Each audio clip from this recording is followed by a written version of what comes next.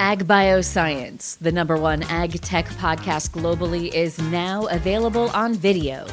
Hear from leaders and innovators across food, animal health, plant science, ag tech, and agriculture. Mondays at 6 a.m. on YouTube or wherever you get your podcasts. While you're there, subscribe and leave us a review.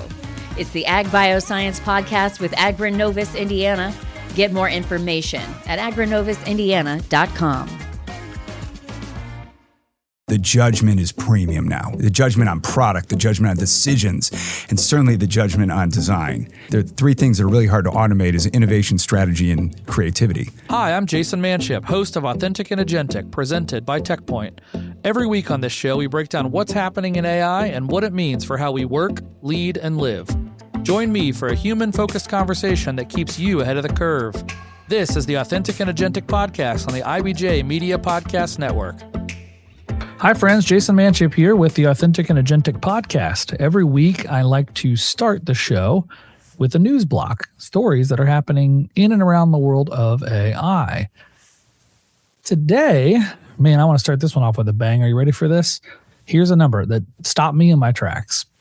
Only 16% of Americans think AI will have a positive impact on society. 1 in 6. Meanwhile, 49% of Americans, basically half the country, say that they use chatbots daily. That's wild. So this data is from Pew Research. They just did an analysis on AI sentiment. And I find these numbers crazy. We're using a technology more than ever while telling pollsters we think it's bad for us. And that's an interesting puzzle that I'd like to unpack together. So let's dig into this. Big sample size. 5,000 people in survey. They have to have the sample size to be able to get the real data. So they published this. It's been picked up by numerous news sources. 40% of people that were surveyed say that AI will have a negative impact on society. 16% say positive, and the rest are mixed or unsure. 31% think that AI will affect them personally in a negative way, but usage is way up. It was 33% last year. It's 49% this year. ChatGPT is still the runaway leader. We probably could all predict that, although Claude, to me, is catching up. 63% say the technology is moving too fast, and 71% say that AI will make personal information less secure. I think that's probably true. Trust is shaky on this issue. I mean, I'm in this bucket. 67% doubt the government will regulate it effectively. And a majority of people distrust the tech companies to build it responsibly. But here's where it gets really interesting, okay? When you dig into the age brackets that responded to this survey, 18 to 29-year-olds use it the most, 66%, but it's almost all negative. 48% of those people think it's bad for society. The 30 to 49 crowd, millennials, 61% use it, 39% think it's negative. The 50 plus crowd are using it less and have less of a negative opinion of it.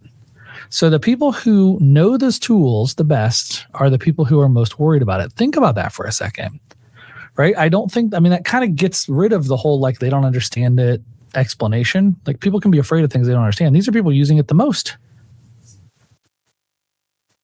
And I think it's not just like a tech industry story where we're all like upset with the tech bros or government or whatever else. I think it's how do we feel about the next decade of our life? The younger generations are thinking about what's next, right? They're thinking about the future. And when the public sours on something that they're simultaneously forced to use, you start to see resentment. And I don't know, forced to use is an unfair term probably, but I mean, I tell people you either use this stuff, you either get on the train or you get hit by the train because it's real. And that resentment, that bottled up frustration that the young crowd is feeling will turn into help shape politics and regulation and, what products survive in a lot of ways. I think this is really interesting, right? So a lot of people first use AI at work, where the boss is often more excited about it than the employee is. I mean, think about it like this. So the seatbelt in reverse, usually a technology, it earns trust and then it gets adopted. AI got adopted and it's still trying to earn the trust. The order is backwards. Put on your seatbelt. It will save you, right? Think about that for a second.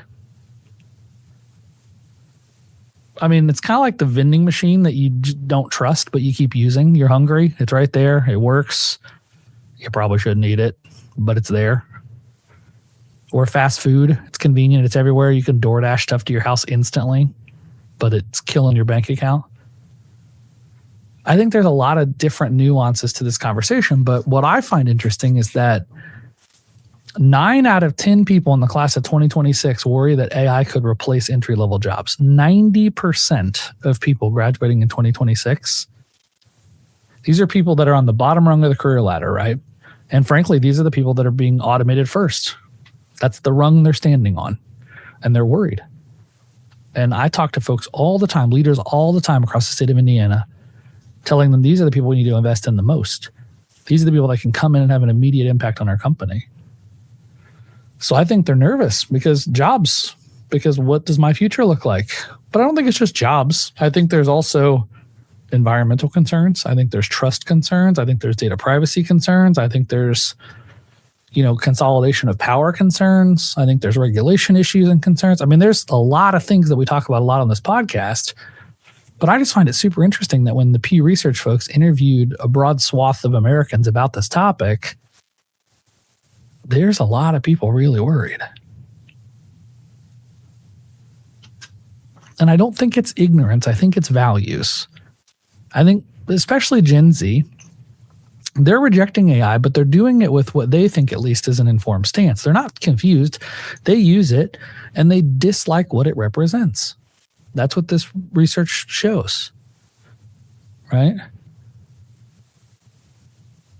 As tools get more reliable and genuinely useful, sentiment can recover. We've seen it with the early internet back in the late 90s, right? People were worried about that. Nobody would put their credit card into a website. Now it's commonplace. I mean, think about online banking. My grandparents didn't use online banking forever because they were so worried someone was going to steal all their information. Or even GPS, like how do we know this thing's going to get us there safely? And so I think that as it becomes more ubiquitous, it will turn sentiment some, but some of the core things that are worrying people are still going to exist. And that's honestly the reason for this show, guys. I want to encourage these types of conversations.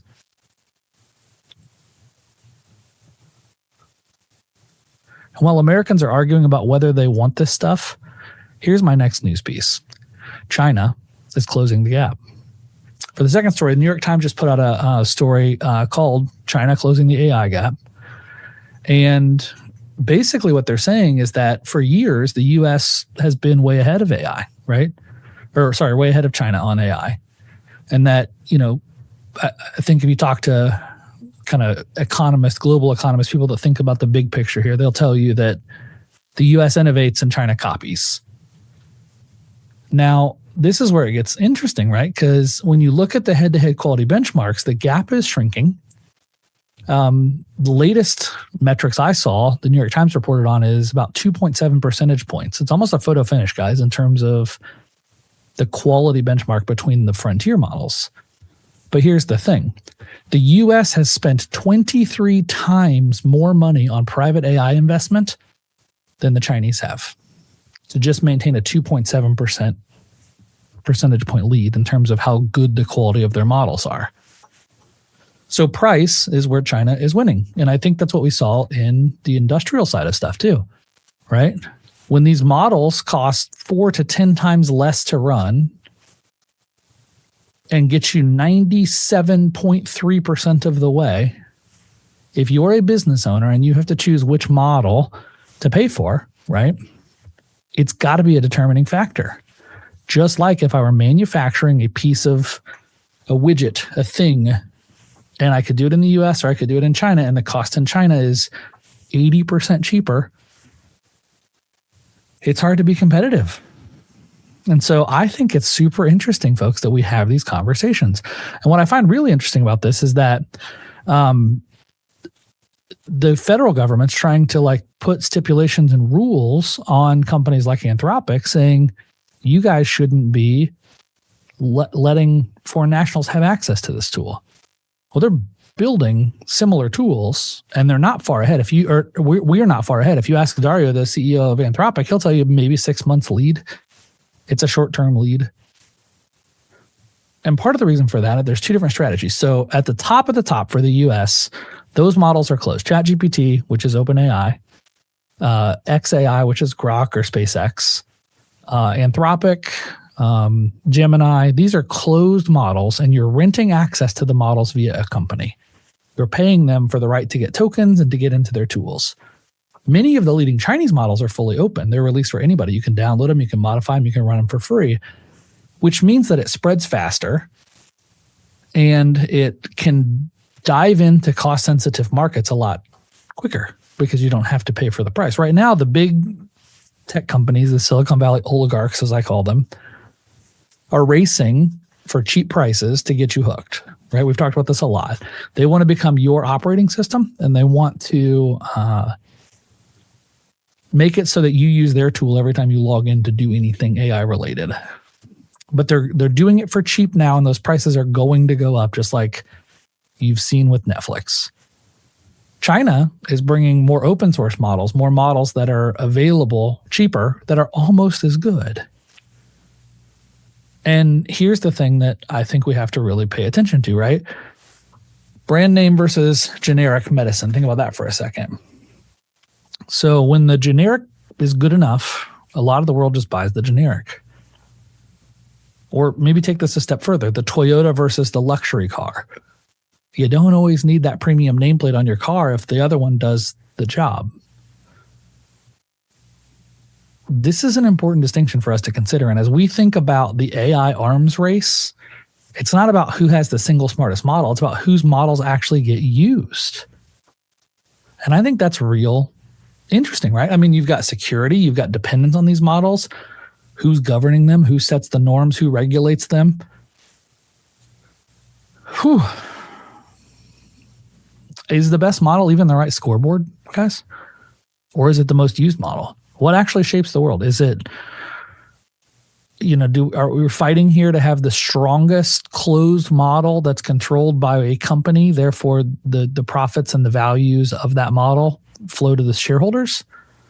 Are we open sourcing this? Are we building trust through transparency? I think reasonable people can disagree on all of this. I don't think there's a perfect answer to this problem, but I want to pose the question. I think it's really important for us to be thinking about this. This is not some macroeconomics. You have to understand how the whole world works economically. I think it's pretty simple. These are big global forces. We're talking about trillion-dollar questions, right? But most of us don't experience AI as a superpower race. We experience at our job, in our town. So let's do this for a second. Let's land the plane on this news segment with our third story. Here in Indiana, Governor Braun recently, end of April, rolled out the InAI initiative. So here's his bet. It's through the Indiana Economic Development Corp. And here's the lay of the land. So here in Indiana, he's trying to make Indiana, quote, human-centered around AI. And the goal here is to make Indiana the most AI-ready state in the nation. It's a big platitude for a governor to say out loud, but what does it mean? And I think the interesting part here is he has partnered up with CICP. Full disclosure, CICP is the parent company to TechPoint, or the parent organization. I don't know if it's a company. I think it's a nonprofit of some sort, but TechPoint is the presenting sponsor of this show. They didn't ask me to talk about this story. I'm just finding this news and wanted to share it with you. So CICP and the folks at TechPoint are involved in this conversation. And the goal is to reach 1 million Hoosiers to engage employees to help level up our workforce. And they framed it about jobs and wages to make workers more productive and better paid, not to replace them. They're very deliberate and tactical in how they're doing this. If you go to the InAI website, cicpindiana.com/AI, it has all the details there, but they're doing road shows, they're doing workshops, they're doing peer learning groups, they're doing an AI playbook. readiness assessments, and they're starting to help people get started on real projects. They had a Claude for Small Business workshop, and they've partnered with Google to reach more businesses teaching it. So I think here's why this is interesting is because it's here in India. I've spoken to thousands and thousands of people about AI over the last year and a half, and it really comes to life when you see it, not when you just read about it. So what the state of Indiana is attempting to do through this partnership is to meet businesses where they are. They're trying to give you practical applications over theory. And one of the things that Braun's talked about since he came into office is Main Street First. He's not just focused on big corporations. He's trying to help the little guys. I've heard north of 50% of our business in Indiana is small businesses, not big corporates, right? And so that's a decent place to start. And a lot of people don't know where to start. I talk to people every single day, and they're like, man, I don't even know where to go. I don't even know what to do. And so I was encouraged a couple of weeks ago. We talked to the folks at IU, where they have rolled out an online Gen AI 101 class that's now available to all people for free as a benefit from the IU, from IU Indiana University. The state of Indiana is doing something similar for business owners, for small business owners, trying to get people to level up. So, I mean, it's funny. I was looking back in history on this. So in the 1930s, the government helped to get power lines to every farm. They called it rural electrification. And the idea was to help every small business get plugged in. I mean, we just went through a broadband initiative. I know broadband's still rolling out across the country, or across the state, definitely across the country, but also across the state of Indiana, trying to get everybody plugged into high-speed internet. AI is right behind it. With high-speed internet comes AI. I just think this is a really interesting play. I spend a lot of time in politics, so I always kind of question the big press releases and what the goals here are. And if you really put yourself in the shoes of a governor, executive of a state, it's hard. I mean, there are 8 zillion problems to solve. And so you do have to find the ones to lean into and the ones to put money behind and the ones to invest in. And you've heard me talking now for 30 some episodes. This is important. The state of Indiana cannot fall behind. If we fall behind, it will be generationally challenging to get caught back. So I'm encouraged by this. I think it's great that they're putting their, wallet where their policies are. I think they're getting the right people involved. I mean, I can speak personally for CICP and TechPoint. These are the best organizations in the state to be leading this issue. Very encouraged and excited by that.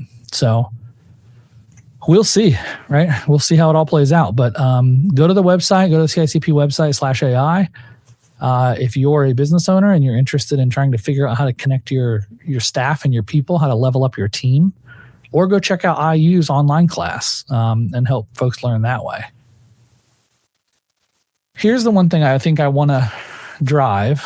And it's interesting because when I created this podcast, Authentic and Agentic, right, the staying human in the world of AI, that's really been a core discussion I've heard from lots of people. It's all about maintaining human, being human. We're not replacing jobs, we're empowering jobs, right? There are some hard conversations coming up. Just in this one discussion, we've talked about China taking over, wild, right? What happens when we start outsourcing our AI models to China? We've talked about AI's employment workforce and how they can keep up. And probably most importantly, we've talked about the sentiment of AI across the board. Do humans want this? I don't know. I do. I'm an optimist. I'm in the 16% of people that say this is great and it's going to be awesome. And I'm here to figure it out. And I want to help people down that journey. But Americans are wary of this, even as they lean into it. The technology is getting cheaper and more abundant worldwide, whether we love it or not. And every state, like Indiana, is betting on how to bring it to people.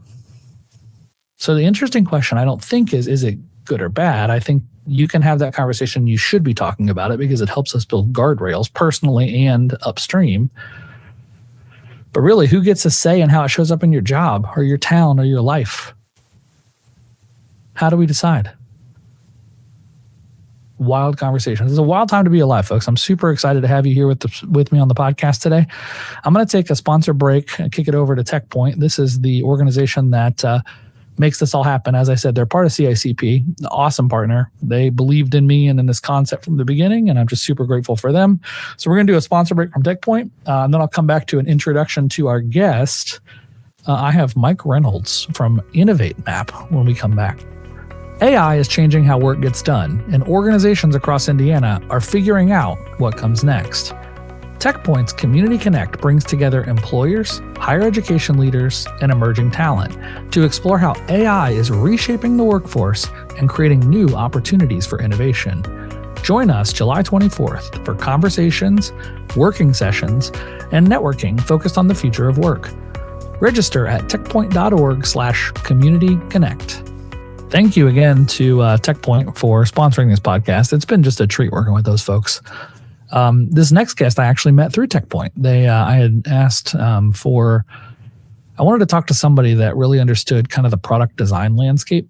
A few months ago, maybe a month or so ago, Claude Design came out, and I was curious about what does this do to the organizations that do strategic design, who you come to them with an idea and they help you carve it all up and get it correct, so that you're not rushing a bad product out the door or launching a solution in search of a problem. And Claude Design and other tools like it are making that process a little cleaner and a little easier from an AI perspective. And so I was just really curious to talk to somebody, and Sally Reasoner over at TechPoint said, you need to talk to Mike.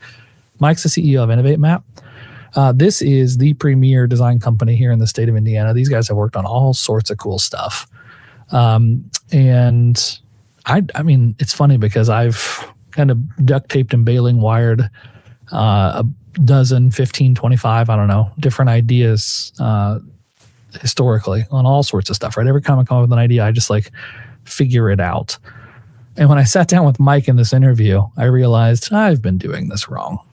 Their team just understands human psychology and process and, the history of designing products and thinking through how all of it integrates and gets used. And probably the most compelling part in this conversation for me that you'll hear was, the engineers can go build a thing, but there's got to be someone that well, how do we do it? How do we implement it? How do we use it? Is this the right thing, right? And AI is carving up all sorts of interesting nuances in those conversations. And so Mike is an awesome leader, great culture, InnovateMap. If you talk to anybody that's ever worked there, they'll tell you it's awesome.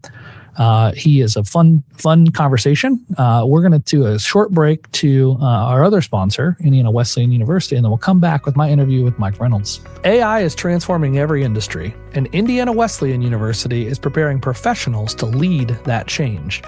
IWU offers a Master of Science in AI and Data Analytics, a graduate certificate in AI Business Innovation, and an Applied AI Analytics concentration, all designed for working adults. Flexible, online, Christ-centered, and grounded in biblical ethics. Discover how IWU can help you find the way forward. Visit indwes.edu. Mike Reynolds, thank you for joining us on the Authentic and Agentic podcast. Glad to have you.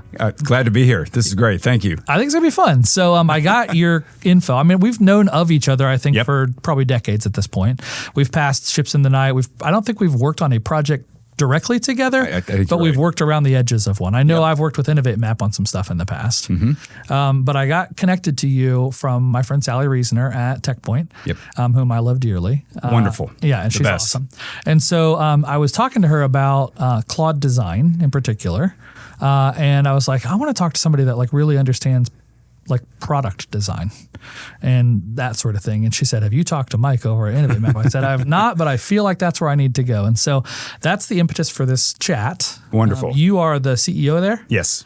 And so I want to talk about the hands-on practical things. I want to talk about the leadership side of this stuff. I want to talk about all the things. But why don't you start by giving people who don't know you, don't know InnovateMap, tell us what we need to know to kind of understand your background in this space. Yeah, wonderful. So a little bit on my background.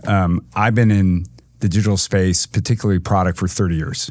And so I led product teams at a variety of SaaS companies, most notably in town, Aprimo. Oh, yeah. Acquired in 2011. Hung around there. But then in 2014, really saw a neat market the product was rising.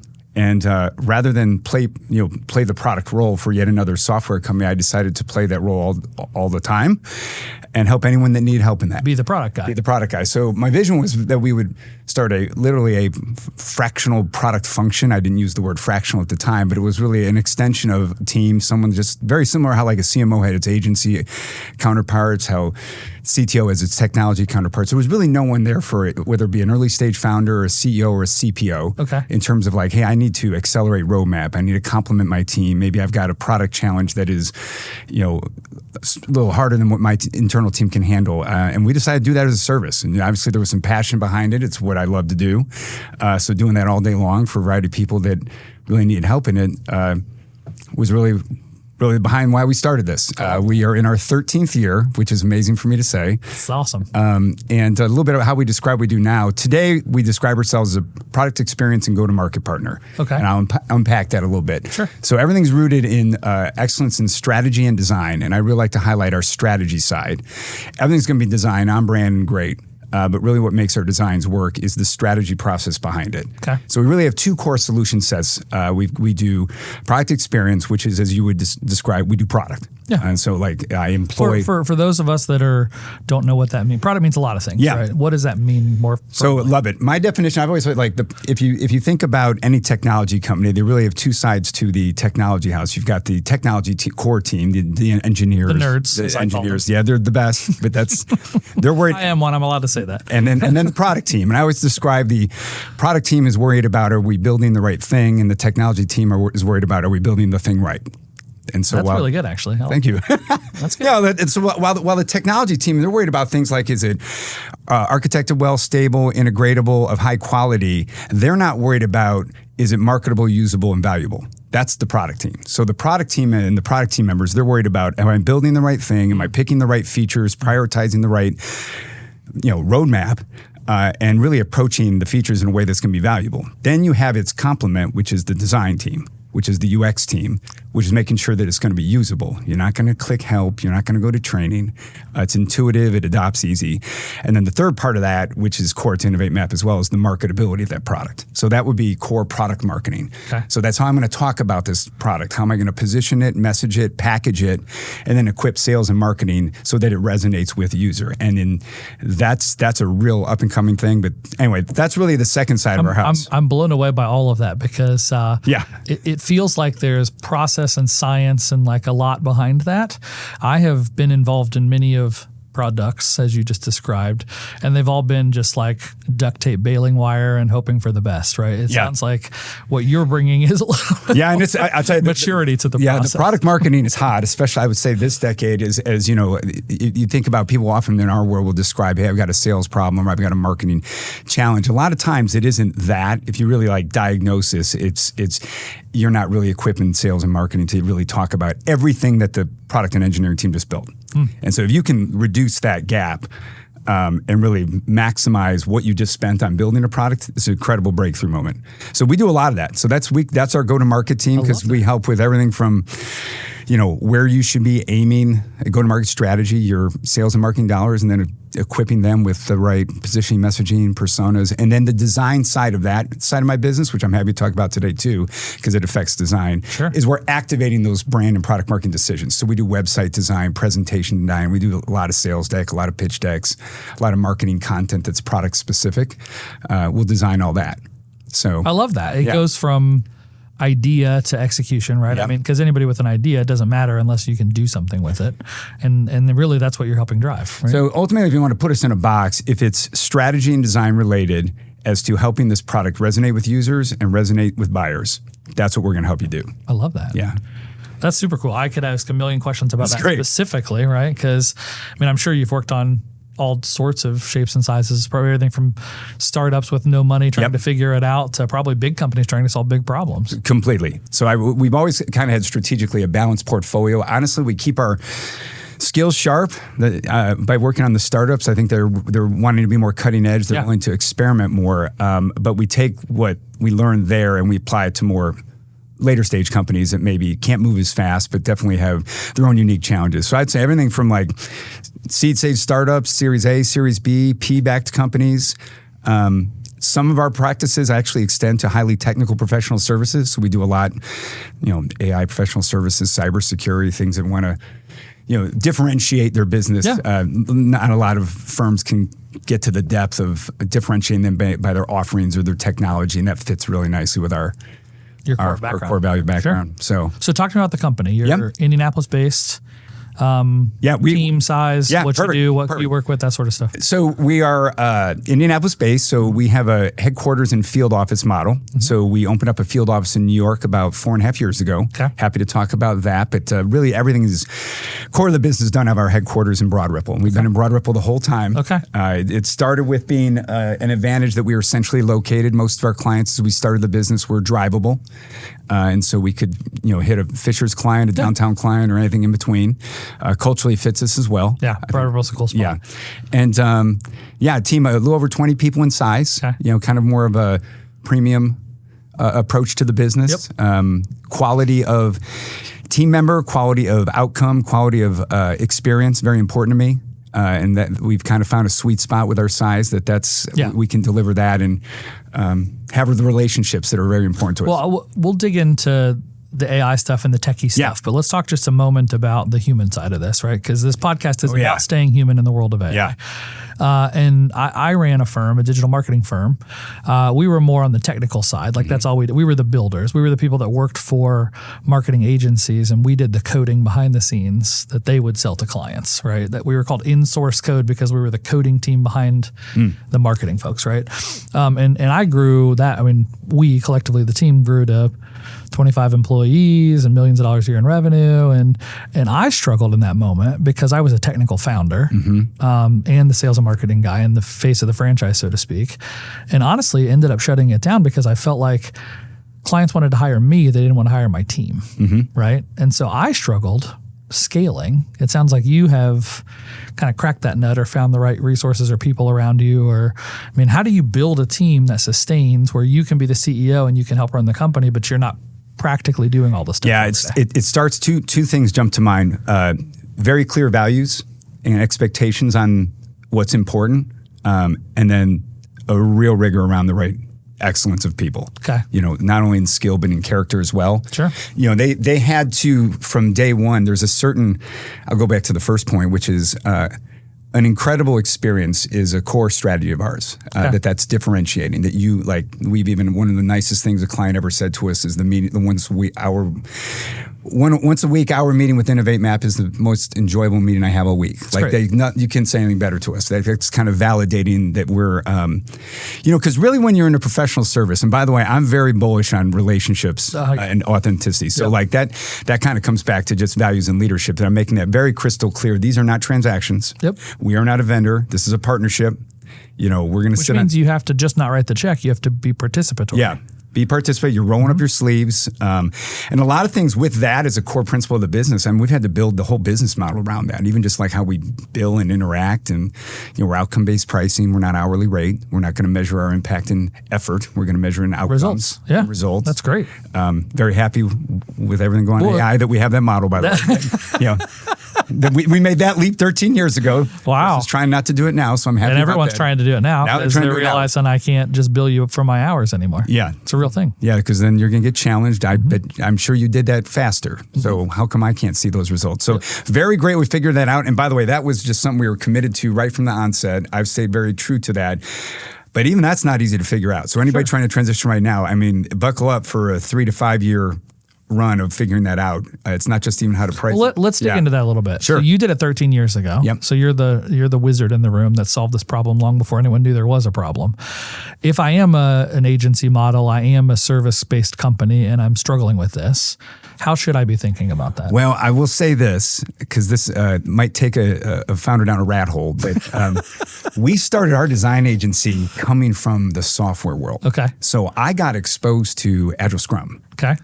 Where basically, engineering and software teams would make their commitments of what they could get done by knowing what they could accomplish and the parameters of what speed the team could accomplish. I immediately applied those to our service. Okay. So from day one, I've described ourselves as an agile agency. That doesn't always connect. I don't always use those words, but to someone from technology background would get it. And so, most of my team members that are in front of our client, these are seasoned product managers. So we are managing backlogs for clients. Got it. We're having prioritization conversations. We're having capacity conversations, velocity conversations. And we know at this point, we've productized some of our offerings. So we have a pretty good idea how we can get those done. Well, what that does for you, I mean, I've been in the agile world for a long time, Scrum mastering across the board, right? It helps you understand what's valuable from a timing perspective. So from an effort challenge, right? If you're just an hour laborer and you're getting paid hourly to do a thing, you can extend the hours out based on how much time you have to do it. When it's, when you understand how Scrum works and you're expected to meet deadlines and get stuff done. And I advise people that would be an interesting place to have conversations. You don't have to read books and become a Scrum Agile expert, but that inspired the way we do the service. I love that. And I would say it's really mostly impacted our internals, like how we size, scope, and quote. But if you think about the conversations that if someone's now moved from an hourly rate to a per month rate, whether it's a freelancer at $5K per month, $10K per month, the business at $15 or $20K per month, how you defend that spend and tell a client, what am I going to get for that value? That is the challenge you put on yourself then. And that with us, we've gotten really good at that over the years. Well, that's a common problem that a lot of service companies do, right? They get on a $5,000 monthly retainer, whatever the number is. And one of two things happens. Either they're not working enough and not earning that money, or two, they're overworking and feel underpaid. And so finding that balance and figuring out how to get paid for performance is the solve. So I will say the packaging of that model is probably the easier part. The internals of how you... Where are you spending your time today? We got 5 clients. Where are you spending it? Yeah. So that's the stuff that I said took years. Sure. Yeah, that's the stuff that took us years. But I do credit a lot of it came from I had seen in back in the software delivery life cycle that inspired a lot of how we want to do this as a service. It also puts the focus on the right thing. I actually prefer it as experience. Like I want to know what something's going to cost. I do not want to get a bill at the end of the month that's more than I intended to spend. Right. I do not want to measure this. I don't want to get change logged to death. Right. I mean? Which is a common tactic others have used to. And what's helped us is a lot of people view that, especially in the early stage tech companies. I mean, they view us a lot of times like an employee. Like literally in our financial model, they've got us modeled as like, I've got this headcount, and InnovateMap. And they know the per month fee. Do you know what I mean? And then they treat us like a team member, which is great. We operate at a strategic level, so we'll align on the outcomes and they'll kind of trust us to get it done, just like a member of their C-suite or executive team. It's great. Yeah. Well, that's great. And you get the buy-in that way. It moves the needle, right? And I love that. And so if you're listening, guys, that's some wisdom, right? I mean, that's a really good way to think about where the world's going. And you mentioned this earlier, but AI is impacting that because it's no longer time on target. It's effectiveness, efficiency, and what can I get done? Yeah. I'll tell you, I mean, it's the only way I'll buy.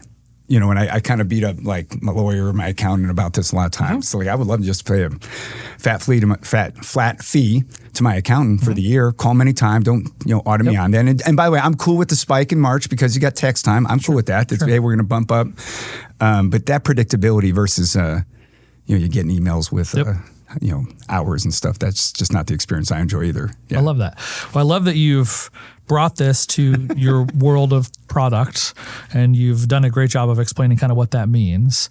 So now understanding the world you're in, you've got 23 employees, you've got clients, you've long been results-based, not time-based.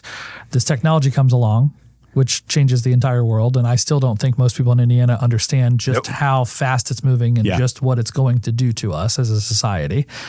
Talk to me let's maybe start at the leadership side and maybe we'll get into the practical side of that. So AI comes around. I mean, do you have like this, oh crap moment? Are you excited? Like, how are you feeling about all this? Not oh crap. More like, oh boy, here we go again. Something I got to pay attention to. Okay. Yeah, I'm in tech. You choose tech.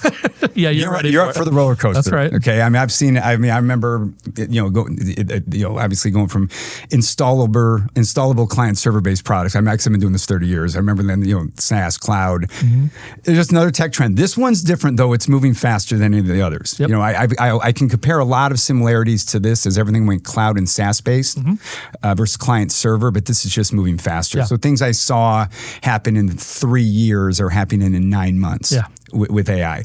So one, a reaction was like, okay, next thing to stay on top of. The words AI is probably mentioned at least 150 times a day in my day-to-day. I believe it. And I'll say this, and I will go back to your original question, talking about leadership, is really affecting us from my view, in 3 different places. So I wear a different hat when I'm thinking about AI, 3 different hats. The first one is internally. Okay. How is InnovateMap using it? How are we using it to get better at what we do? How are we using it for like our own internal operations and processes to get faster and more efficient at what we do, but also better? Because it is a tool that can not only accelerate, but can make improvements on outcomes. So there's AI internal. There's AI for our offerings. So we're additionally paying attention to the trends as how it's affecting UX, product marketing, product. Sure. What's the tools? You got Claude Design. How's that affecting my brand designers and my versus my UX designers and things like that? And the other one, which I'd encourage everybody to think about, the stance from your own internals. That probably affects everybody. For us, because we're in product, it affects us greatly. Happy to unpack that as well. And then the other one, because we serve a tech audience, it's rocking their world. So if you think about the people that would hire us, how it's affecting them is literally different based on every client in the industry and the software play they're in. So we've got clients that are maybe in denial and not even know what to do. Then we've got clients that went after it way too fast. And we're coming in as the cleanup crew. But it is affecting them. It's affecting a lot of our clients are venture backed. So it's affecting investor expectations on them. Hey, get leaner. I want to see it in your roadmap. So noise all over the place. Oh, I know. Yeah, but that's kind of how I think about it, though. Well, I like you started with the internal side of it, right? I've thought the same way, and I think the successful leaders that are addressing this correctly are doing that. And but people are you are seeing folks that are putting their head in the sand and hoping that they don't have to deal with it.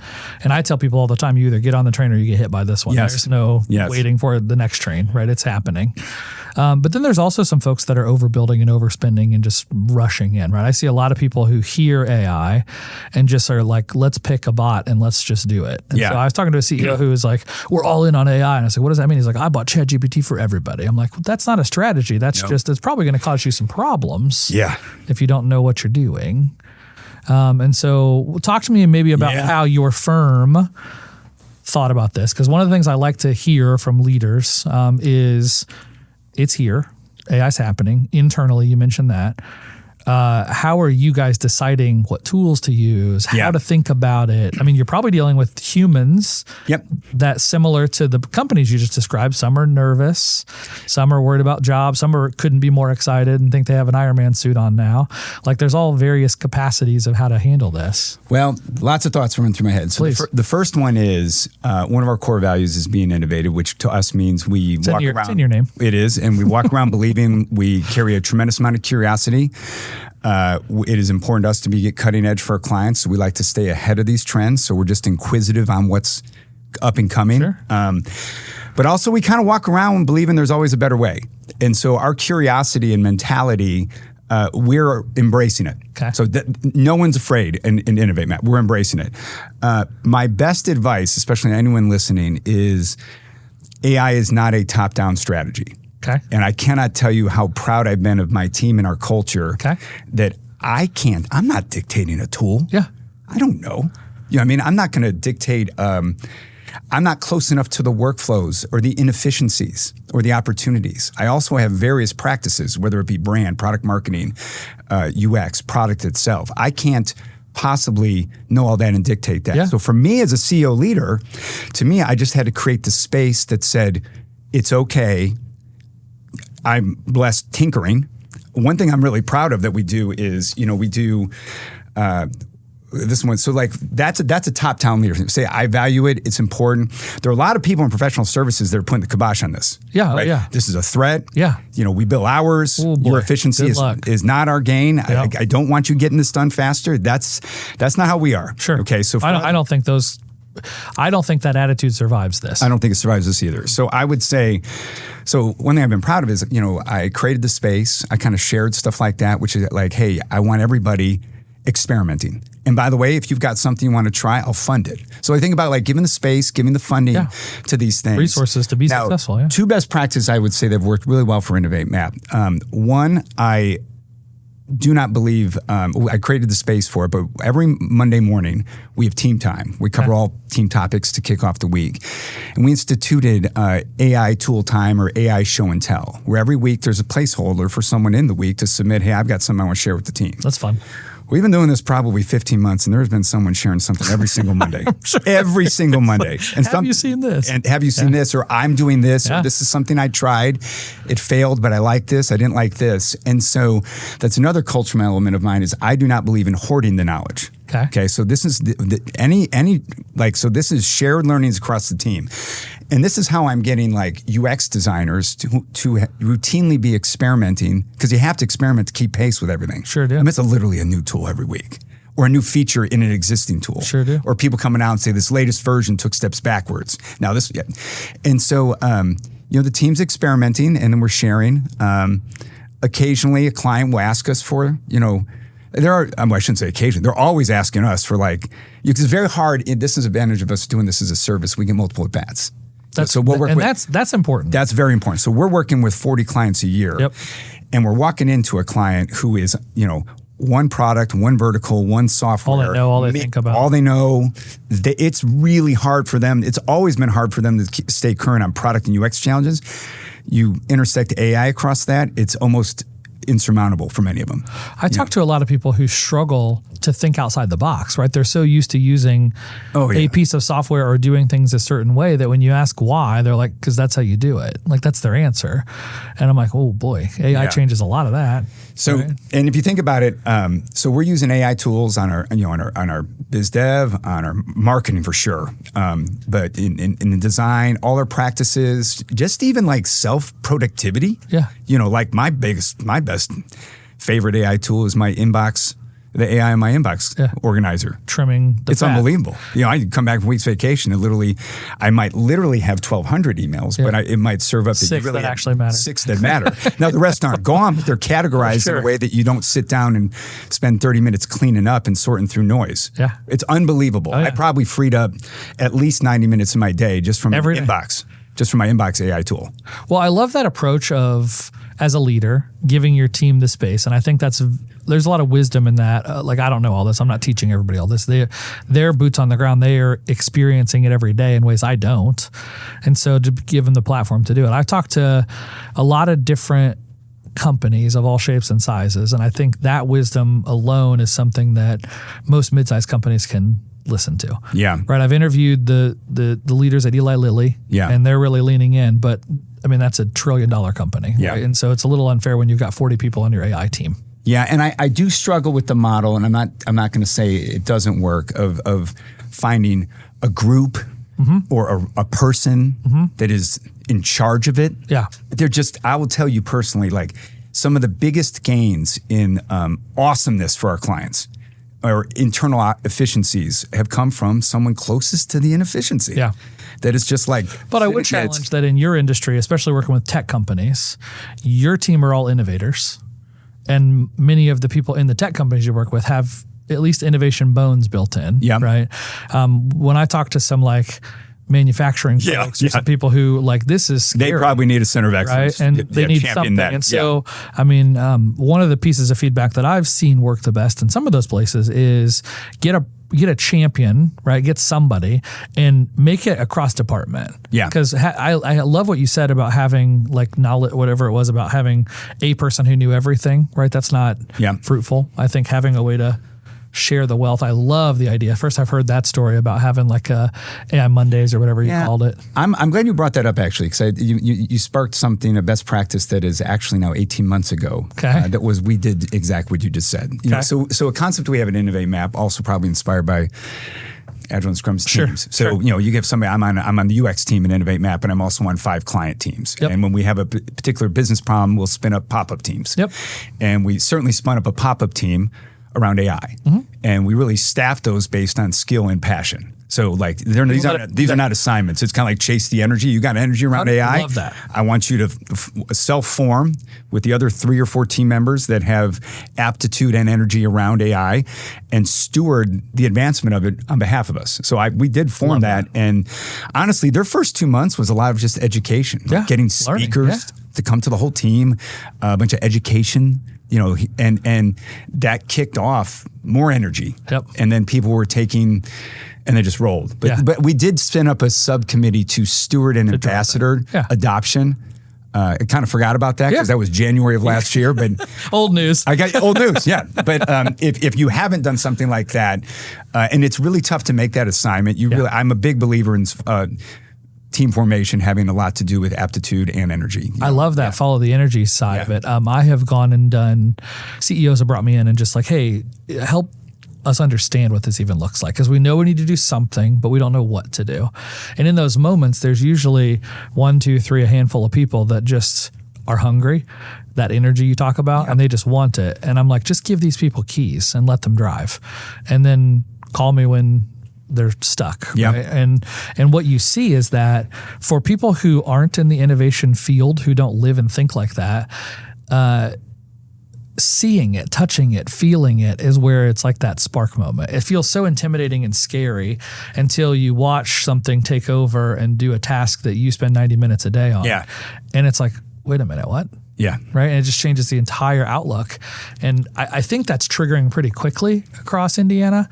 And a lot of the firms that I'm talking to, I don't deal as much on the tech side that you do, but in a lot of these firms, I mean, you mentioned 150 times a day, the word is AI are in your company. That's happening everywhere. Because people are, and some of it's because they're scared. Hey, we have to do this. I don't even know what it means, but I have to do something. And some are innovating. Some of them are literally leaning in and saying, this is a real opportunity to take market share, to build a bigger business, to grow our company. It's wild. Just absolutely wild. So love what you're doing there. Love that you have 18 months, which is crazy timeline really to think about. Most people are like 3 weeks into ChatGPT at this point. So team uses it, roll it out for client stuff. Let me ask this question. This is maybe the harder question.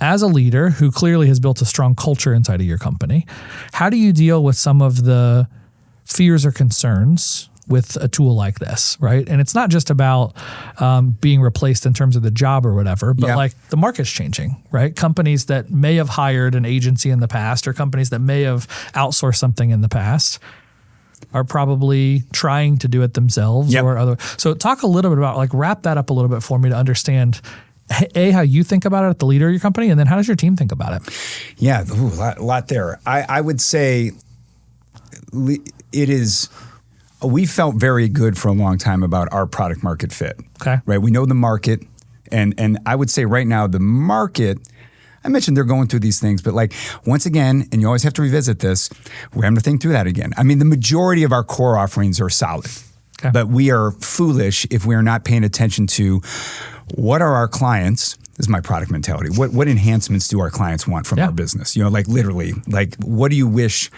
InnovateMap was expanding its offering set to provide help in? That's a little bit in flight right now, and it takes pattern recognition at bats. Like where one client comes to us with hey, we tried these things last year in AI. Now these are the challenges we're having. This is the kind of help we need, and you're kind of like, well, we know we can help with that. And then we get asked to do it a second time. Now it's like, wow, we probably need to formalize that more. We should turn this into a product. We need to turn this into a product. Put it on the website that we do this stuff. So there's a lot of, I would say, evolution. Definitely not revolution. I mean, we're still focused. People are coming up for us for product UX and product marketing. Yeah, makes total sense. But within those domains, we are definitely evolving what help from InnovateMap looks like, and most importantly, what is wanted right now. Because there's definitely things that we did for 10 years that we are not getting asked to do anymore. It makes total sense. Especially like at the early stage. I'll give you one. We used to get anyone that wanted to socialize the vision of an idea or get feedback on an idea. You would get a product person, UX person. We'd do a prototype, a concept mock-up that gave you the visual and clickable tools to get feedback on that. And we haven't sold that in 18 months. You can get a concept visualized and a clickable mock-up very fast. If you give that to dev and all of a sudden it's in product and it wasn't the right product, you have problems. Yep. If you're taking that and socializing with people and it's not what they wanted, these are things that we're helping with. Yep. So it may be like, hey, I want InnovateMap's help to better feed the data. Okay. Like the user workflows, the unmet needs, the product needs, like really the stuff that preceded the design, right? Still getting hired for that. There might be using a tool to accelerate the preliminary design. Sure. But then where are the gaps of where that wasn't valuable or where that wasn't what the client wanted? That's still hard product work. Yeah. That has human intervention there, Yeah. right? Everybody's talking about AI, but very few are actually executing. If your team is still experimenting with Copilot, you're already behind. Axia Technology Partners turns Microsoft AI into real business outcomes and fast. Not prompts, not pilots. This is production-grade AI embedded into your workflows. As a Microsoft certified AI solutions provider, Axia TP delivers Microsoft E7, the full stack of security, identity, and AI, implemented, governed, and scaled. While others are testing ideas, Axia TP's clients are reducing costs, automating operations, and moving faster than their competitors. This isn't about trying AI, it's about operationalizing it, and now. If you're serious about results, not experiments, visit Axia Technology Partners and start executing. Visit www.axiatp.com. That's AXIATP.com to learn more. Well, and I love what you said there about evolution too, because every little bit and piece of this is optimizations and then figuring out how to reduce your turn cycles or whatever comes in that, right, and serving the customer. And I think leaders that get it are saying the world's moving. What we did 18 months ago may not be what we do today, but 18 months from now will be different also. And so how are you preparing for that sort of stuff? Yeah, and you talked about team. I didn't really touch on that. I have to say, if we were having team members not on board or resistant, I would just say that would be a challenge. Okay. That would be a challenge. And try to minimize that by obviously building a team that's open to change. Sure. But for the most part, that's been a strength of our team, thankfully. You've intentionally attracted people who like change. Yes. Which certainly helps. So that's fortunately not that. Now our clients are having that all over the place. I bet. Where they've got, it could be an engineer resisting it. It could be their UX designer. These are conversations we get in, which is my team is not wanting to learn this and I want to try this. There's changing in AI UX features. I didn't even touch on that. Like a feature that is AI, like it has a very different patterns than, let's talk about standard. That. I'm curious to know what that even means. Yeah. I mean, like a lot of people are like, I'm going to slap a chat bot on my product, or I'm going to mirror a ChatGPT interface and allow someone. By the way, this we're going to have no interface is not going to happen. That's just not going to happen because it's so persona specific, right? Yeah, not every persona knows what they want out of your software. That's it's packaged software. So they're basically buying the software because your product team knew better than they did how to solve this with text. So, but anyway, we've just seen a lot of bad things tried. And really what it starts with is you are seeing some new design patterns. I don't have mastery of them myself, but we've done a lot of webinars and lunch and learns just on like, hey, here are the new best practices of if you are going to fold in some new AI features, graceful ways. Definitely some of the past patterns are getting strained right now. If you think about old UXs that were straight up rows and grids and look like, honestly, visual reflections of the database tables, those are really challenged right now. For sure. So, it's just moving very fast. What's an intuitive best practice and what's a pattern I can quickly identify with? And I didn't even go on the brand and go to market side, but just even in product, it's changing. Yeah. Yeah.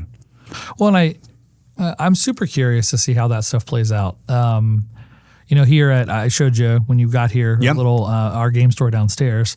We posted just a simple Facebook post, like standard basic thing we do 20 times a week, right? And we had Nano Banana generate an image for it, and it was just a little caricature image, and I got 200 negative comments and multiple 1-star Google reviews about being a company that supports AI. Ooh. Right. And it was wild to me. Yeah. Because they were basically like, how dare you do this, right? If you're a company that supports the arts, which we do, we were literally labeled or voted the Arts Patrons of the Year last year, right? So we donate money, we help, we support for sure. And I just got blown up over that. Wow. And I was having a hard time processing. And I'm like, what did we do wrong here? I mean, it's a Facebook post. I'm not going to hire an artist Right. to make a Facebook post 20 times a week. Right. Right. I did hire a creative director from the Heron School of Art who told Nano Banana and posted the piece, There you go. right? There you go. But man, people didn't care. And reviewed it afterwards. That was not, correct. Yeah. And that was not good enough. And so it was wild to see the kind of the toxicity in some markets, especially the creative community right now. I would say our UX team, software design, definitely has more science than art in it. Okay. If we go to more of our website design, our brand design, our presentation design, I would say that's where we see a lot of that. But really, I mean, our team's just really good about it, seeing the opportunity of it. Like, let me give you a good example. Please. Someone gave me this analogy. They're like, 20 years ago, we would draw, like physically draw or paint the ideas. And then Adobe came out. What was Adobe? Did it end creativity? No, but it surely accelerated it. It even amplified it in certain circumstances, right? Our team kind of has that attitude. It doesn't, it can accelerate output, but like what you input, that is still creativity. And then to know the wisdom, the judgment, that's a huge word I want to make sure we got across. The judgment is premium now. Okay. The judgment on product, the judgment on decisions, and certainly the judgment on design. So even though it spit that out, someone with an unbelievable creative eye would have probably given the commentary after you got that image and said, it's not meeting the brand, the image you want to do, it's not you, or this is what's off. That's still a value. So if you think about it like the superpowers that really can't be automated. And I've always said, I've always heard, and I resonate with this because it's what we do, that there are three things that are really hard to automate: is innovation, strategy, and creativity, which is what we do. Yeah. And we're going to embrace where we can have things automated and can accelerate that. But if we can lean into like where those are still superpowers, that creates more space for us to do what is the most valuable piece and the superpower of those How do you traits. think about these AI tools?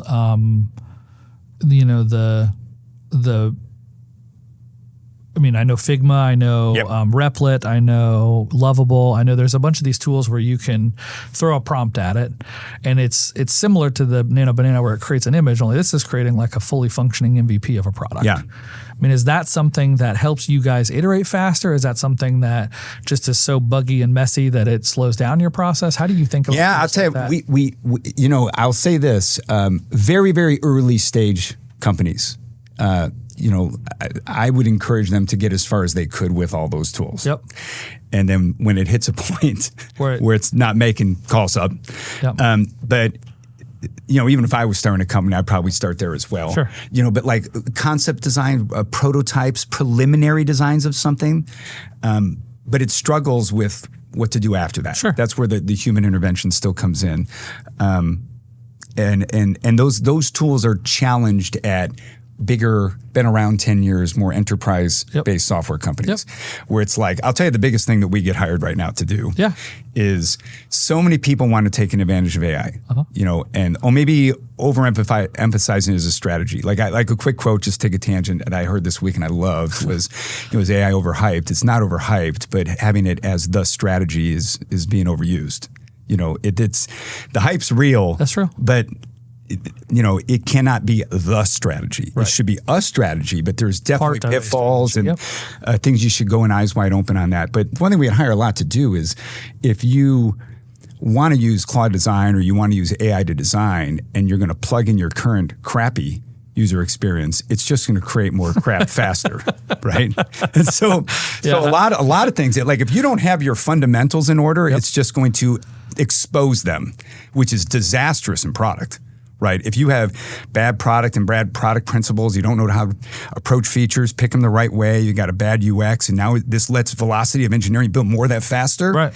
You're going to have a challenge in a year from now. Faster towards you're going to have. I mean, I just saw a graph earlier this week. Like product releases are up, NPS and adoption are down. Because like it's much more. So a lot of things that we're getting hired for, like right now, is get my house in order so I can use the AI. That makes sense. So and that's on both sides of our house. So a lot of times it's like we have bad UX and we want to plug it in. Can you help us reinvent and reimagine our user experience? Codifies those decisions with a design system. Okay. So like we at least have the patterns all thought through, and we can plug that in. And now, if we're using it to create new features, it's working from a solid foundation. It's working from a solid foundation. Now, there's still the human inventor, still on the product side. That's really smart, though. Yeah. If I'm a business leader, it's similar on the tech side of AI, right? If your data sucks, your app's going to suck. That's just how it works. I mean, AI won't work off of bad data. You're just applying that at more of a product level. For these companies. And like brand guides and that sort of stuff, like all the way down the funnel, or how to so like on our go-to-market side, it's exactly the same thing. Is we're doing a lot of foundational work so that you can take advantage of the AI. So if you want to use AI to produce more marketing content, but you don't have brand guidelines or a brand that you believe in or one that scales, you got to get that in order first. And now you literally could plug in the brand guidelines and pump out great stuff, or at least a great starting point. Starting point, and then your team is reviewing it, editing it, using the AI as a teammate. You'll hear me say that again.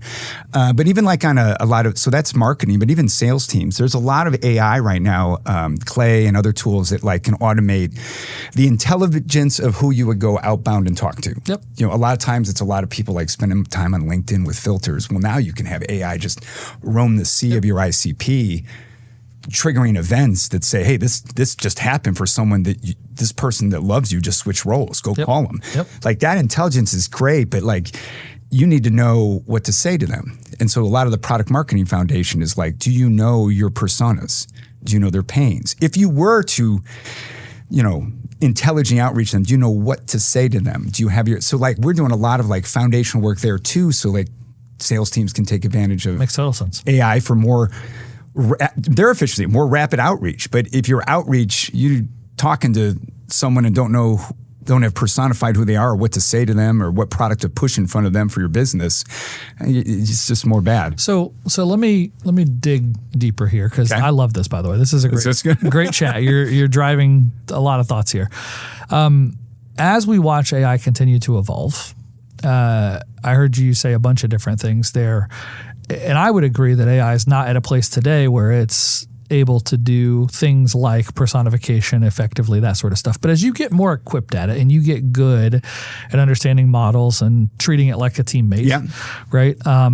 I feel like I, selfishly, could probably use Claude or ChatGPT 5.5 or something to really build some pretty strong components, just me and it back and forth, not knowing much about personification of people or anything, right? Because I just know the right questions to ask and how to push and how to drive. And it's not just like a dear thing, please give me 5 personas, right? You have to know how to use these bots and these tools to get to that point, right? And then if I had that, I could create some instruction sets or some MD files or whatever that start to like remember, right? These are the personas. So I do that sort of stuff now when I'm sending an email out for a company. It's like, these are the types of clients that how we would interact with them. So at some point, as AI gets smarter and smarter and smarter and friction gets lower and lower and lower, I do believe some of those things will become more AI-ified, right? Where there's less requirement of human components there. Are there any parts that are kind of short shelf lives that you think of, or are there any parts that are like sacred cows where it's like, AI is never going to touch this part of our business? I'm wise enough not to say that. Okay, that's great. Because you just don't know. That's a great point. And the reason I say that is I have been surprised monthly. At your weekly AI show. What I would have said a year ago, I'm like, man, it's got to play there. Yeah, I'm impressed. But I kind of go back to, judgment and future. And I want to highlight the word future for a minute. Okay. So like right now, if I wanted to like get smarter about, hey, I'm gonna do some marketing campaigns to the various personas InnovateMap covers. I've got startups, I've got scale-ups and tech companies, and I've got professional services and non-tech businesses. So I feed those personas everything I know about them now, right? Well, guess what? I just said earlier in the call that their world's changing so fast, I don't know that I know their world right now. Like what is their pain today is different than it was 6 months ago.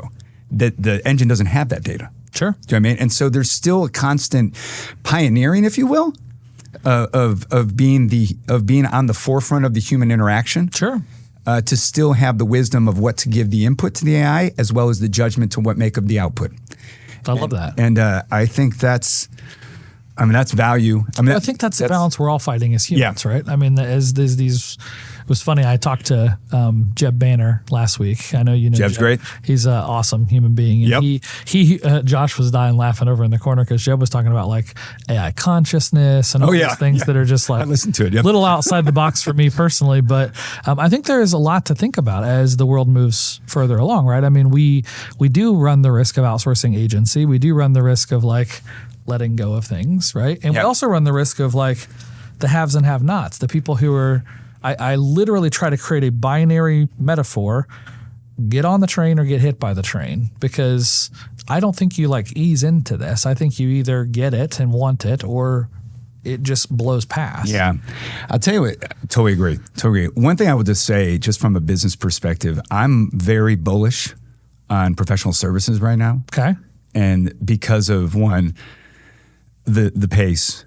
And how the multiple at-bats can make you very quickly be. That's such a good point. Yeah, just the expertise. That's such a good point, because if I'm a marketing manager in my little company, all I know is that. Yeah, all you know is that.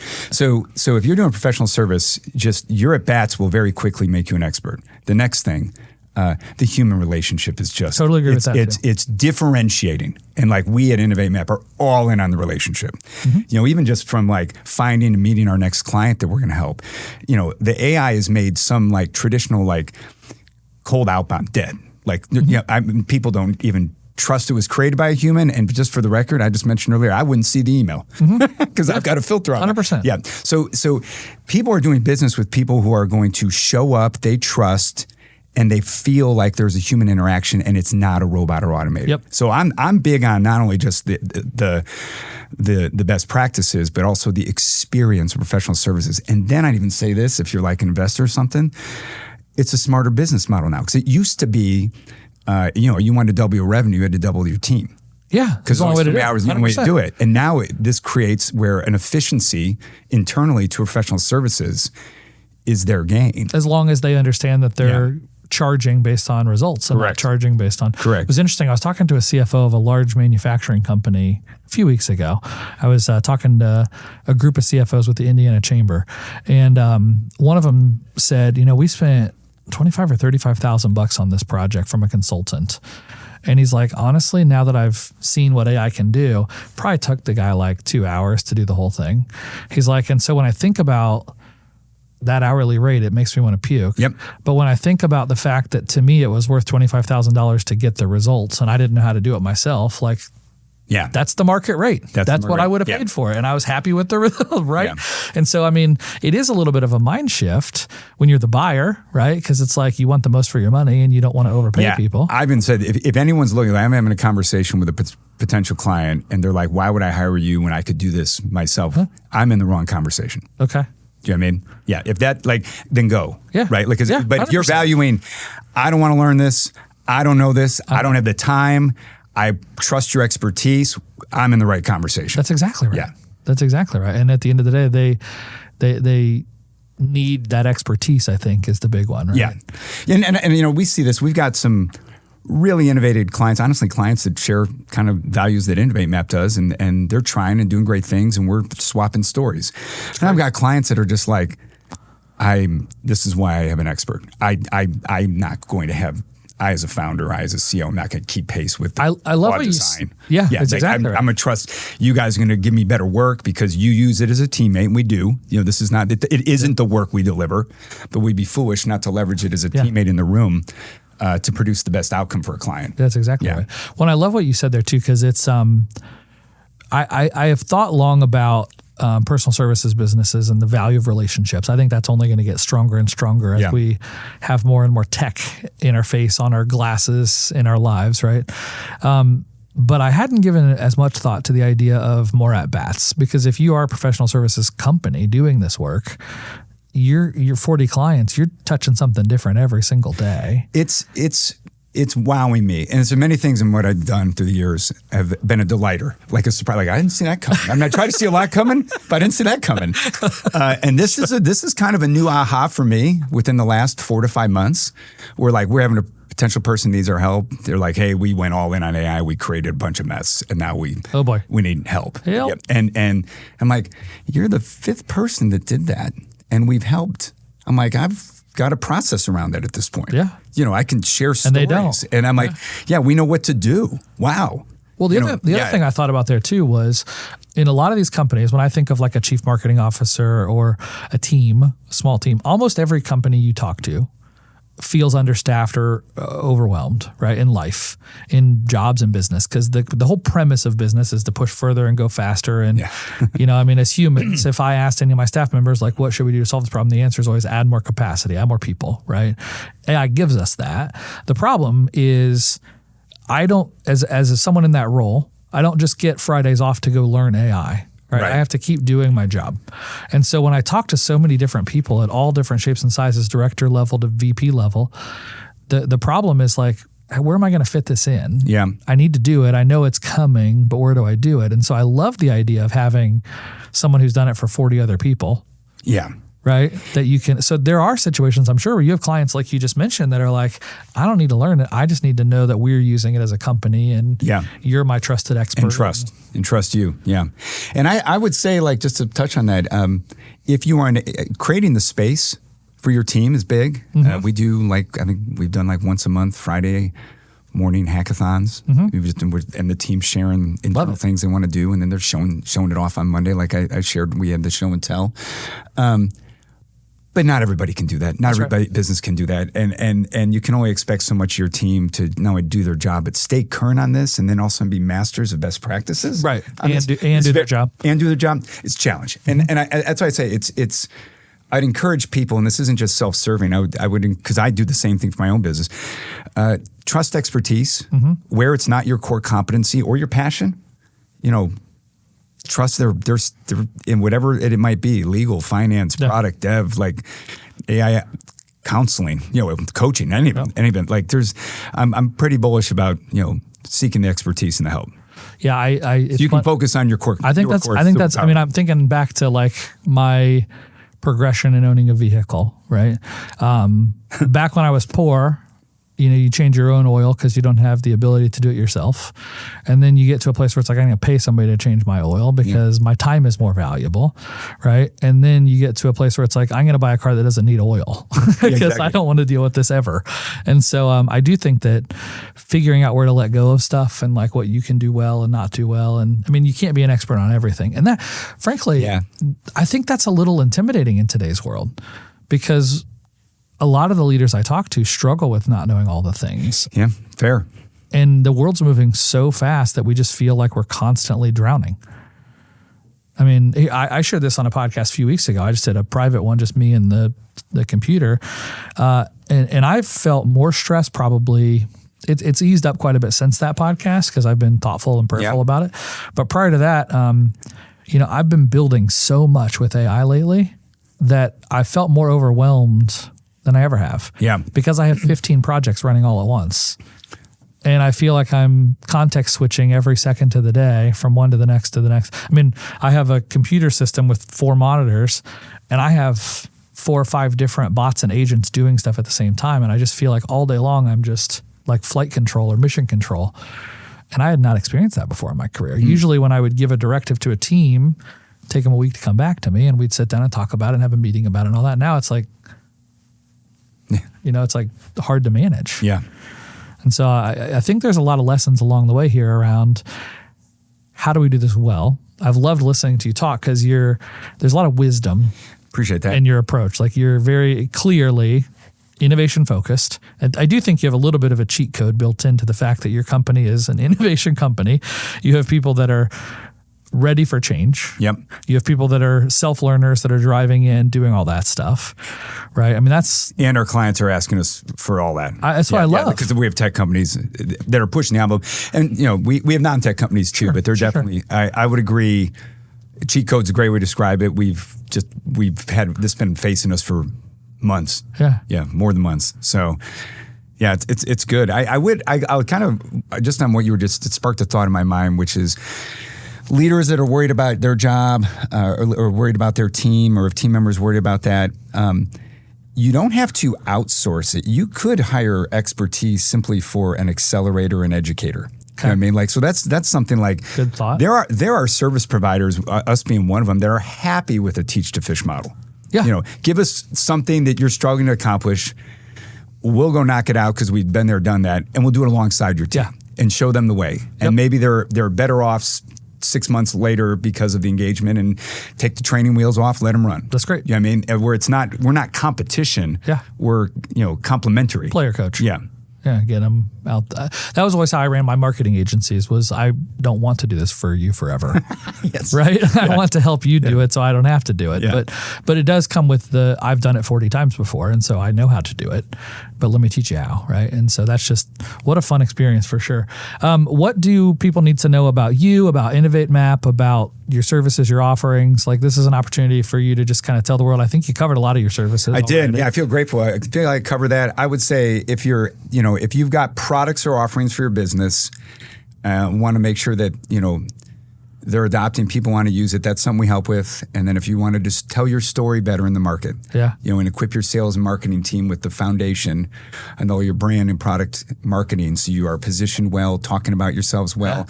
These are things that I help with, and we love a conversation. I think I'd love to leave people with, it is a partnership with us.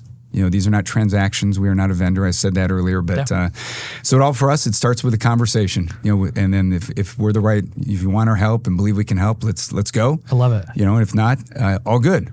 Yeah, that's the right way to be. I mean, and I liked what you said earlier, where, if you're walking into the meeting and saying, well, why don't I just do that myself? Then go do it yourself. It's fine, right? I mean, your expertise is the value and the judgment and the at-bats, as you use the term. Let me ask the final question. Mm-hmm. This is the one that I try to ask everybody. Sometimes I forget, and Josh doesn't remind me in real time until after it's over. And then I'm like, crap, I forgot to ask. As you think about the world of AI, right? Mm-hmm. A lot of the things we're looking at are, in some ways, existential crises, right? Like, the world's changing so fast. I mean, there are arguments to be made that the robots might kill us all someday. Yeah. There's arguments to be made about national security issues, about models leaking into the wrong hands. There's issues with 50% of the job force may not exist, right? I mean, like, you said something very wise earlier. You said, I can't predict. I don't know. I'm not foolish enough to chase that, right? Which is great. But is there a thing, Mike, that keeps you up at night? Is there a part of what you're seeing where you're like, I don't know how we're going to solve that problem? Yeah, I love the question. I would say that 95% of what I've answered so far has been with a professional lens. Okay. Not a personal one. Yeah. So personally is probably where I go with that. Okay. I'm big on relationships. Yep. Authenticity. Love the name of the podcast, by the way. Thanks. And I just look at those. I share very similar parent fears, human relationship fears, companionship, like all that stuff. Like what truly makes one happy, companionship, and having really the humanity kind of erased, or someone turning to AI for that. It doesn't fulfill all that. For sure. And I've had blessings in my life that whether it be marriage, fatherhood, friendship, faith, that I just really, really don't expect it to replace. I'm good with that. Yeah. But for people that maybe do, I worry. I mean, loneliness is an epidemic. Mental health is a challenge. And so it's wild. I mean, so many people are turning to these bots and things as companions or therapists or marriage counselors or ways to like. Yeah, I would just say, manage your screen time, get out. And your kids' screen time. That's your kids' screen time. That's the hardest part. Yeah, it is. Yeah, I did. I've just ran a company. I have a lot of self-discipline, or like to think I do, in certain areas. That's when I really try intentionally to be good about. The screen time. I'm on the screen a lot at work. And, for sure. But just personally, whether it's like hour before your bed, not at all, that kind of stuff. So you sleep better, stuff like that. But I worry about the companionship and humanity and. Or original thought too. Mm-hmm. I got to go back to being a creative. We still need innovation, wisdom, strategy, creativity. Yep. Those aren't going away. Execution of that might have some automated opportunity, but that stuff's not going away. Yeah, the folks as far as I know now. Yeah. The folks at the Notre Dame Institute for Ethics and the Common Good, is that what it's called? Ethics and the Common Good? I think so, yeah. They were talking about how using your wet brain, they called it, right? Like keeping focused on using your brain, because if you don't, it depletes. I mean, the analogy they gave was, this is the analogy I use, is how many 10-digit phone numbers do you still have memorized, right? And most of us have like maybe 3, probably our childhood home, which doesn't even, that number doesn't even exist. Yeah, the brain is a muscle and needs exercise. I mean, like it needs trained, right? And I would agree. Like, I mean, I think about just spell check. That's right. Yeah, I'm just spell check, phone number memories. But you've got to be challenging your brain in a different way. Do some puzzles, get an interesting conversation. Play some board preferably games. in person. Yeah. That's the part I love, right? And so we started this company. Board games, great. Well, we started the company. It's funny because I run an AI podcast. We talk about the hard problems facing the world on automation and innovation, all that. I'm a vibe coder / real coder, right, historically. And so I have 15 projects going at a time. But we started a company that was all about sitting across a table with cardboard and rolling dice. And it's amazing how impactful that is. And that's why I'm bullish on relationships also, right? I mean, we just need it as human beings. And that's the stuff that fills your cup. It sure does. So I love what I got so energized coming in here. Played Magic. I love all that played. Nerd alert. I'm a big sports fan too. Yeah. And so for me, live sports, there's very little things I long for other than experiences with those people I love or find interesting or enjoy. Watching sports you start to gravitate, whether it's playing a Magic game across the table by someone, or talking to them in an interesting conversation at a bar, or enjoying a game, or music. Love music. Yep. Go find that stuff. Yeah, that's real. Well, I appreciate you. Thank you for joining us on the podcast. This was a delight. It sure pleasure. Was. It sure really was. My pleasure. Thank you, Mike. Cheers. Thanks. I know I say this every time, but what an awesome interview with Mike. What a blessing to run this show and have chats like this. I've just honestly loved every single conversation I've had with all the guests throughout the history of the show, and Mike is no exception to that. He brings wisdom, he brings energy, and you can just feel it when you're around him. It was funny, I was giving him a tour when we first came to the shop here. My recording studio is upstairs of my board game store in downtown Noblesville, and he came here to do the interview in our podcast studio, and I walked him around, and we quickly bonded because he's a comic book and former Magic the Gathering guy, which is nerd alert for those of you out there that are into that. And it's funny, since I had this interview with Mike just last week, I saw a story about how Magic the Gathering and board game stuff is becoming the new like poker night or bowling night, where folks are getting together and it's like hitting the mainstream, where you don't have to be that super nerd that I and Mike were in high school and college, but you can, it's just kind of more mainstream now, right? Because it's cool. Superheroes are cool. Stranger Things is cool. Dungeons and Dragons is cool. And so that was kind of fun, just bonding over that topic in particular. But Mike gave you a couple call outs there at the end. Go check them out. Go reach out to them on LinkedIn. Reach out to their group if you want to try to talk through an idea you might have. Or if you've gone too fast or too slow into AI, it sounds like they can help solve that problem too. Mike, thank you so much again for joining me on the podcast. Appreciate y'all. We'll see you next week.